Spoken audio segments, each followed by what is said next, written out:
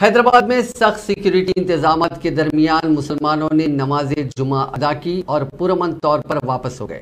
मक्का मस्जिद के बाहर चंद नौजवानों ने नारेबाजी की कोशिश की और इसके बाद वो पुरअमन तौर पर वहां से चले गए। तारीखी चार मीनार और मक्का मस्जिद के पास रैपिड एक्शन फोर्स के अलावा दीगर दस्तों को भी सुबह से ही मुतय्यन किया गया था। कहीं से भी किसी भी तरह के नाखुशगवार वाक़े की इत्तला नहीं मिली। मेहदीपट्टनम के करीब मस्जिद अजीजिया के पास भी सिक्योरिटी के सख्त इंतजाम किए गए थे।